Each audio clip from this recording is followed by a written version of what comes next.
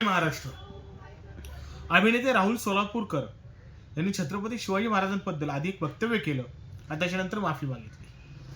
आता ठीक आहे, त्यांनी माफी वगैरे मागितली, सगळ्या गोष्टी आहेत, पण त्यांनी जे वक्तव्य केलं आणि त्या वक्तव्यानंतर जर महाराष्ट्रातून शिवप्रेमींच्या प्रतिक्रिया आल्या नसत्या तर त्यांनी माफी मागितली असती का? हा प्रश्न उपस्थित होण्याचं कारण म्हणजे इथून मागे महात्मा फुले असतील, डॉक्टर बाबासाहेब आंबेडकर असतील, छत्रपती राजर्षी शाहू महाराज असतील आणि अगदी छत्रपती शिवाजी महाराज देखील असतील, या प्रत्येक महापुरुषांबद्दल कुठलं ना कुठलं वेडं-वाकडं वक्तव्य भाजप आणि RSS यांच्या जवळच्या प्रत्येक व्यक्तीकडनं झालेलं आहे. आता ते चुकून झालं की जाणून बुजून झालं ते त्यांना माहिती, त्याच्याशी आपण जास्त खोलात जाण्याची गरज नाही. पण हे वारंवार का घडतंय? आणि नुसतं यांच्याबद्दलच नाही, इतरही म्हणजे अगदी नेहरू आणि गांधींबद्दलही ज्या गोष्टी पसरवल्या जातात त्या इतक्या घाणेरड्या पद्धतीने पसरवल्या जातात, या सगळ्या गोष्टींवर कुठं ना कुठं फुलस्टॉप होणं गरजेचं आहे.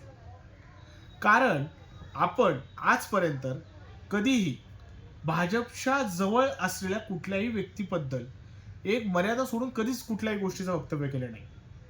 असं असताना ही सगळी मंडळी मात्र आपण ज्या ज्या लोकांना आदर्श मानतो त्या लोकांबद्दल वाटेल ते बोलतात. हे कुठवर सहन करायचं? हा विचार या महाराष्ट्रातल्या आणि या देशातल्या प्रत्येक सहिष्णू आणि विचारशील नागरिकांनी करायला हवा. तरच ह्या असल्या वाचाळवेरांची वक्तव्य थांबतील.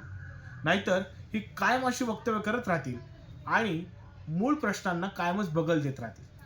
आज महाराष्ट्रामध्ये अनेक प्रश्न आहेत, अनेक गोष्टी आहेत की ज्याची उत्तरं सरकारने देणं अपेक्षित आहे, पण जाणीवपूर्वक ह्या अशा काहीतरी गोष्टी येतात आणि त्या गोष्टी आपण नजरेआड टाकू शकत नाही.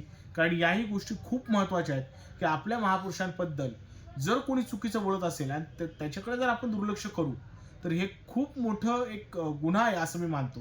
त्याच्यामुळे त्या गोष्टीकडे दुर्लक्ष करता येणार नाही. पण या पिल्लावळांना वेळीच ठेचलं पाहिजे, जे काम महाराष्ट्रातल्या प्रत्येक शिवप्रेमीने केलंय. जय महाराष्ट्र.